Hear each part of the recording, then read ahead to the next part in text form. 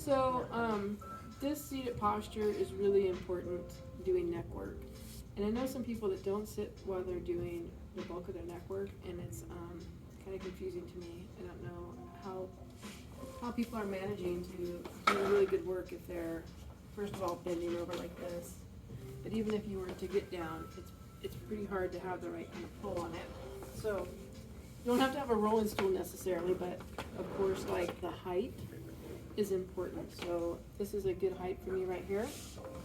If I were to go up this high, I have to bend down. If you're not sure what's going on with the proper height, do you have a curve in your back? And if you don't have a curve in your back, if this lumbar lordotic curve has disappeared, then you are too high.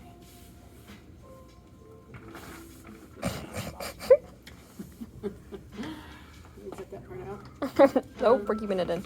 So right here, I have a lumbar lordotic curve, and I'm sitting solidly on my ischial tuberosities.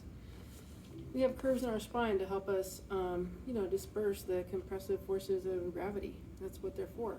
So I have a curve in my neck, my thoracic spine, my lumbar spine, and my sacrum, and those need to be in balance. So the minute I lose my lumbar curve, this is what happens to my head and neck, right? And now I have gravity pulling on my head and neck. Do that for 8 hours a day, doing a massage. It's not going to feel that great. That's why a lot of massage therapists, can only do 3 massages, and they can only work like 3 days a week. They get burnt out and they get hurt. So sitting upright is important. Your sternum should be up, and you should have a curve in your lumbar spine.